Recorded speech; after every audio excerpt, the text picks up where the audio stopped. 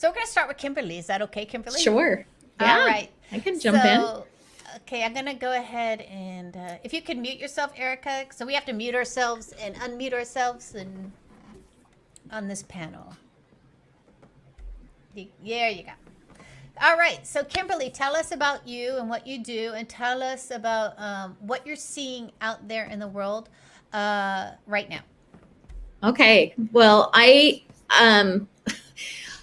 started this journey about 25 years ago when I found myself a single mom with no education and no work experience and no clue what I was going to do in the world, and it's been an exciting adventure ever since then. I started working as a coach, and over the years developed a coaching process that specializes in helping us beat our subconscious programs of fear. And I recognized early on in my life that the number one thing holding me back in the world was my fear that I wasn't good enough. And I really believe still that every person on the planet is battling that fear to some degree every day, and that it is the biggest thing holding all of us back. This terrible fear that we might not be good enough. And in working through that for myself, I discovered some really interesting things that are helping people now all over the world to break free from that fear and many others. So fast forward to today, I own 3 companies. I'm actually working remote out of the country right now. So I'm in a weird room at the moment, but I'm so excited to be here and share a little bit with you guys. So I'd like to kind of just jump right in and talk about this fear that we're not good enough and kind of where it comes from. I believe that it starts when we're a really small child, because about every 5 seconds, someone says to you, no, don't do that. Don't be that. Don't touch that. You need to be more like this. And the message that comes through that we all get is that somehow who I am is inadequate. Right. I need to be something different than this. And if you guys sit with that a little, you know that you feel that. And no matter how hard you try to improve yourself and do better, you've still got this little voice in the back of your head that says it's not enough. You still have to be different than what you are. And that is a very strong belief that we carry with us into every moment of every day, that deep inside we feel like we're not enough. And then we start school. And you know, the first thing that you learned in school is that there's kids smarter than you, more athletic and better looking. I mean, our fear just gets bigger. And I've always wished I could tell my children as an adult, you're going to grow out of it. But you guys know it's not true. As an adult, there's just even more levels on which we can fail. We can fail at marriage and relationships and at work. And it honestly just gets harder. So I really spent a lot of years looking behind this belief, trying to understand where it really comes from, right, and how it haunts us so badly. And what I recognized is, though I'm not good enough is a belief that you have, there is a foundational belief that kind of sits underneath it, right, that holds it up. And it's a belief that we're not consciously aware of. But as soon as I tell you what it is, you're going to say, oh yeah, I do believe that. So the belief that I think is the actual problem is the belief that human value can change. Now just think about it for a minute. You do believe that if you could perform better, if you could look better, if you had better stuff and a better quality of life, and you were more well-known or more popular, that your value would actually go up and you'd finally feel like maybe you were good enough. But if you believe that you can earn more value as a human being, you also believe you can lose it. And when you perform badly, you make mistakes, you can't lose weight, you know, all of these things can happen that literally make us feel like we've been demoted in value and we're literally less than other people. Yeah, I think that's interesting. I think I'm going to just jump in. Jump in. That was like, thank you for that, Kimberly. Yes. I mean, that's true. that if you, we are valuable just as who we are, right? But if you, like, you're gauging if you failed, and so where did I don't know. Going deeper into that, I love it. I'm into Yeah, it. let me tell you a little I'm more. into it. I'm into it. Okay, if you believe that human value can change, Yes. you also have to believe that some humans have more value than other humans. And you guys, that belief is the core cause of most of the problems on our planet. And they've come to the forefront this year, but this is the core of our problem, is that we see some human beings as having more value than others. It is our core problem. And we consciously don't choose to believe that. But because at the subconscious level, you believe value can change, you do believe it at the subconscious level. Even if consciously you don't, you do. Okay. Well, and what's coming up from, yeah, go ahead. Yeah, no, tell me what's coming up for you, Amy.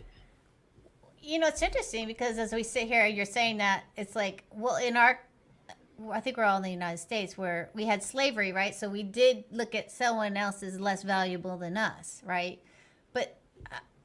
But then that's something, I don't know, like, so okay, I don't know. So let me keep going for a minute. Yeah, because I think intellectually we know it, but not.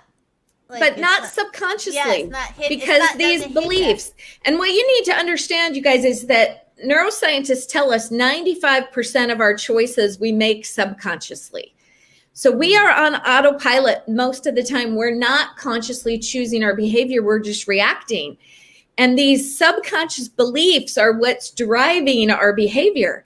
So this is the problem. As long as you believe human value can change, no matter how hard you try to do better to finally feel good, you're going to still find people that you feel like are above you. And you will always feel that you're not enough. It is a formula you cannot ever win, because you're playing this game with comparing, and it's a lose-sum game at the end. So what we recognized about 20 years ago is that if we can change your foundational belief that human value changes at all, and you could change that belief to one that human value is infinite and absolute, and every human soul has the same intrinsic worth, and no matter how hard you work, no matter what you do, it doesn't give you more value than another human life, another human being. And no matter how many mistakes you make and how low you feel like you've sunk, you still have the same value as everyone else. You're having a different classroom experience in life. You're learning different lessons. The truth is that none of us are in the same classroom as anyone else. We're on our own track, but we have the same value. And we found immediately what happened is this changed self-esteem like nothing we ever tried before. If you change the principle upon which you base the value of all humans, and the real trick to this is that you have to then give up judgment completely. You can no longer say, oh, look at her, she's not good enough. Look at her faults and her darkness that makes her less than me. And this was a game that our egos have been playing for years to try to make us feel better, right? That I'm going to gossip and put down other people so that I feel like I'm the better one. Well, you have to give up that game. You have to start allowing every human being to have that infinite worth no matter what. And it really becomes this exercise in finding the limits to your love.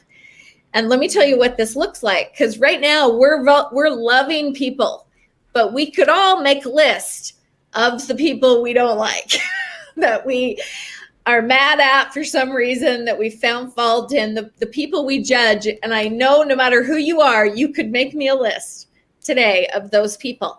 And those people are playing a very sacred role in your life. They are showing you the limits of your love. You are seeing this darkness in those people, and at some level are deciding that makes them unworthy. They're less worthy than me. It makes them less worthy of love. And just the fact that at the subconscious level, that's what you've you've determined, it is going to come back and affect your self-esteem tenfold, because whatever darkness you saw in them that made them unworthy, you will find some in yourself, your faults, and you will assume they make you unworthy, and you will be right back to the old problem we've been in, seeing people as better and worse and never feeling good enough. So you literally have to start a practice to love those people in your life that are the most difficult for you to love. Mm-hmm. So I want to get back to and I know I was doing a session with someone. They were younger. They were, and where they grew up with social media, where comparison, and I mean, her sense of value and was so diminished because of other people. So I think, we, and culturally, and our iPhones and all this materialism has really created this energy of looking at other people and be like, I can't afford that, so I'm not valuable. Right? So I think I think you're perfect, because I think we're in a space of like really, really embracing our value. And so how can we start doing that? Like, where's the core start of that? So really the trick to finally actually feeling that you're good enough is you got to give it away to everybody else. You've got to work on those people that you find exception with, that you find difficult to love, because your inability to love them is the exact same issue that's making it hard for you to love yourself. So the more that you will let them have infinite absolute value, and you give that to them, and no matter what mistakes they make or things that they say or do that we could be in judgment about, we get to sit back and say that didn't change their value. Yeah. They have the same value anyway, because you mentioned like iPhones and things, Amy. The four things that we think affect our value are our appearance. And as women, how much at the subconscious level do you feel like your appearance determines your worth? I mean, it's in there. Our performance, what we do, our property, our clothes, and the car we drive, and our phone, they do. For a lot of people, they carry a lot of weight in how they feel about their own value. And the last one is the opinions of other people. And we look to those things to give us a sense of value. We need to take all of that off the table. None of that affects your value at all. Your value is infinite and absolute, because it's based on your uniqueness as a one-of-a-kind, irreplaceable human soul. And that alone gives you infinite intrinsic worth, because you cannot be replaced. There will never be another you who can make the contributions in the world that you can make. But it's in giving that to other people, in really making this your practice every day, to notice the people that are showing up today, that are showing you the limits of your love and acceptance, and work on giving this to them. The more that you do that, you will get it deep inside that the same applies to you. And you'll finally start to feel safer and safer about who you are. Does that make sense? So okay. So you gotta give it to other people, which I believe in too. I would call it grace. So I'd call it just freedom. Like, people are on their own path. That's how I would approach it. Like, people are on their own path, and they've got their own lessons to learn. And it's like, we're all at different stages in life, right? We're all going through different things. And let me make this. And so how can we take it from there? Am I on the right track? Okay. So some other things you can do to practice. Every day you will have moments where you beat yourself up over something. You drop a dish and break it. You ding the car. Those moments. And those are the moments when you get to remind yourself, okay, that didn't affect my value. That was just this thing that happened, but I still have the same worth. And I have to admit, whenever I get up on stage to speak, right before you go out there, it's a little scary. you're putting yourself at risk. We really are doing that today. But you just remind yourself right before that no matter how it goes, you still have the same value as every other person at the end of this thing. It's not changing your value. Now, it's really fun. And I think one of the most beautiful things you can teach your children to start getting them used to this idea as young as possible. And one of the best ways to do that is to ask them to teach it to you. And say, listen, I want you to watch for that moment when I drop the dish or I do something, or I'm beating myself up about something, and call me out, remind me that I have the same value and that didn't change anything. And honestly, the more my kids try to teach it to me, the more I can tell that they're totally getting it. But it's really fun when they bring home a test score and it's an A on this test. You know what I say? I say, wow, interesting experience you had here. What did you learn from this experience? Mm-hmm. And remember that grade doesn't affect your value at all.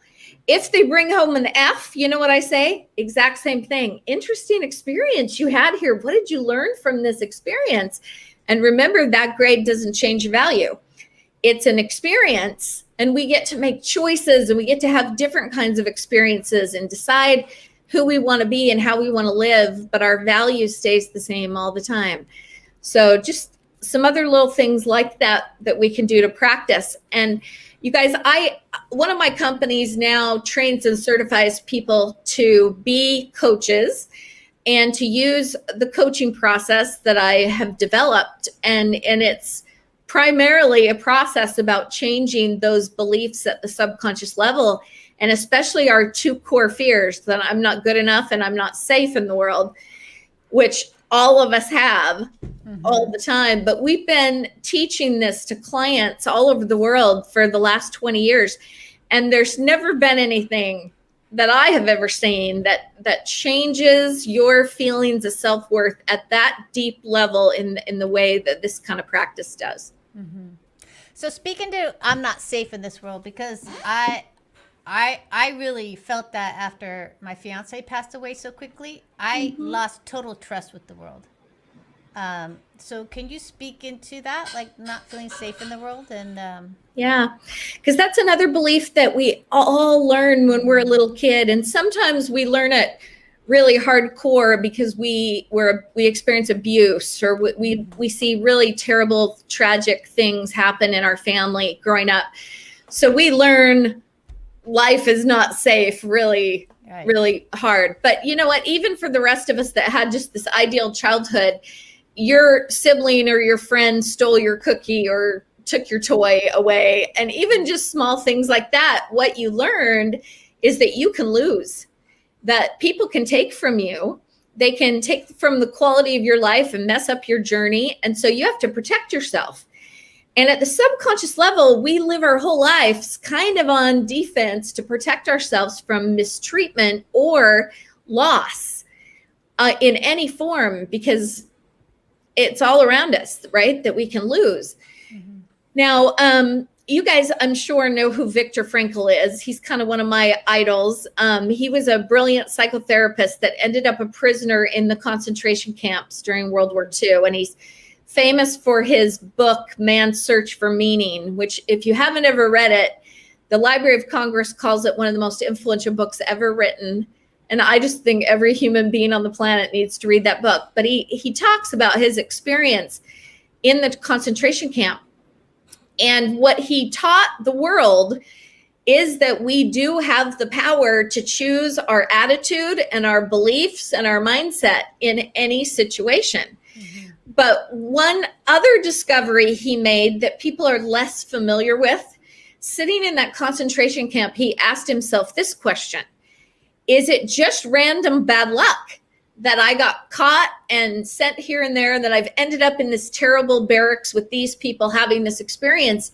Is it just random, or was there meaning and purpose in it? Is there a reason I'm here? Mm-hmm. And he pondered and pondered that question. And do you guys know what he decided at the end of the day? He decided there's no way to know. There's no way to know. And to be honest, even the value of human beings, There's no ultimate source of truth we can go to find out for sure how the value of human beings is determined. It's unknowable. So whatever you choose to believe about it, it's a belief. It's not a fact, it's a belief. So he realized I could believe it's random or I could believe it has meaning, and it's totally up to me, because either way, it's a perspective belief and I can't prove it's true. So he decided to try them on. So first he tried on, it's just random, stuff happens. And we just lose. Bad things happen to us. And he actually found himself getting more and more depressed, and more thoughts of suicide actually came up. So he decided that wasn't really serving him. So he decided to try it the other way and choose to believe that the universe is on our side ultimately, and that there is meaning and purpose and reason in the things that happen to us. Now, you get to decide what that meaning is for you. But just merely deciding to believe that the universe, there's order in play. And my personal beliefs is that we're all here to learn.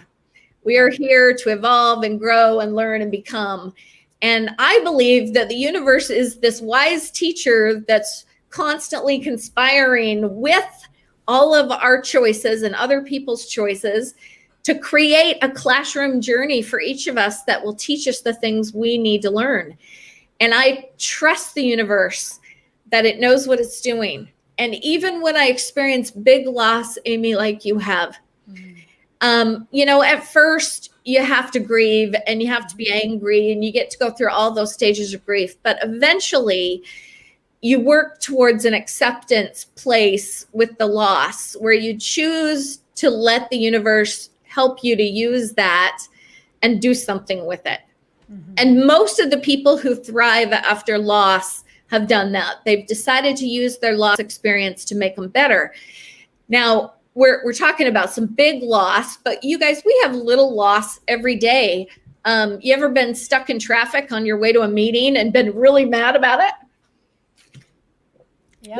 We get upset in those moments because we don't want this. This isn't what we wanted. And whenever life doesn't give you what you want, you have a loss experience. Right. And in that moment, you have two choices. You can experience loss and see it as just random bad luck and be a victim in it, or you can choose to believe the universe knows what it's doing and say, I wonder why this is my perfect classroom today. And what we're really I'm playing with here is trusting in two new beliefs. One, that your value can't change, that no one's can, that we all have the same value. Can't prove that's true. It's a belief. But you're going to choose a belief either consciously or subconsciously. So you might want to choose it consciously. Right. Choose that your value can't change, and choose that your journey is the perfect classroom for you. And you will find the more you practice trusting in those two things, the more fearless and safe you feel in the world, and you're bulletproof. And it's really what has allowed me to do what I've done in the world and continue to. I find myself becoming more and more fearless the more I practice those two things. So I have like a couple. So I always get questions about these lives about, how to be happy and happiness and where that plays. And it sounds like your level of happiness goes up in this mindset you have, in these ideas that you have and thoughts. Two is, the other thing is like, how do you learn to fully trust again? So can you speak on both of those things? Because someone asked, how do you learn to fully, fully is an operative word, but trust again, yeah. Okay, but let's clarify, because you guys, I think I used to think that trust was this state that I was either in or not in. Right. And I've been and I've gone through some horrible betrayal in my life and lost trust with people badly. But at the end of the day, trust is not a state, it is a choice. It's a mindset choice. And so, yes, you've lost trust, but this is a practice in choosing it. And in this moment today, you have the power to choose to trust the universe, that it knows what it's doing, and that you're actually safer than you realize, and that your value is secure. You can't fail. And if the universe is on your side, you ultimately can't lose, because it's going to use everything that happens to you for your benefit. But that's a choice, and no one can make it for you. And it's sometimes, for me, is a practice some days that every 5 minutes I got to choose it again, because life happens to you. Yeah. And I think that's important, because I grew up atheist, and I didn't have that idea of the universe being something I could trust. But when I did go into trusting the universe, and this is where I'm supposed to be, and that I can, where's the lesson in this, and like that connection to the higher person, not just myself. I think when you're in yourself, it's so, for me, it was difficult to even operate. But when I gave trust to something else higher than myself, I was able to have my freedom.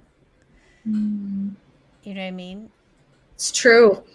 Yeah. Can you speak into the beauty of that? Like, just, Well, I just have to tell you that all the clients that I've worked with over the years who come to me, and what they've really lost is themselves. Because when you're functioning every day in a fear state, afraid you're not good enough, afraid you're not safe, your focus at the subconscious level is constantly on what can I get, do, or find that will make me feel safe. And so your life is a selfish fight for your own safety. And in that is not who you are. Who you are is your love.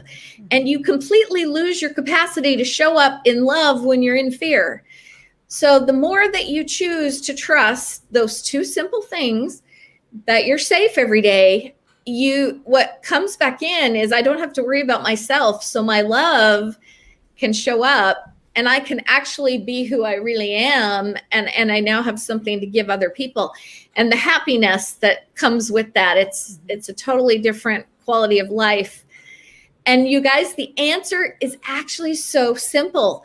And sometimes I think teaching you these two belief changes, people are like, it can't be that easy. It's got to be a lot harder than that to fix my self-esteem that I've struggled with for years. Right. I promise you, it is actually that simple. You just got to practice.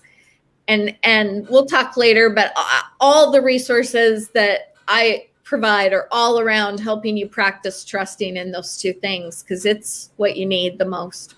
Mm-hmm. Yeah, because it definitely freed me from my self-criticism and just always just focusing on me, like you said. So very helpful.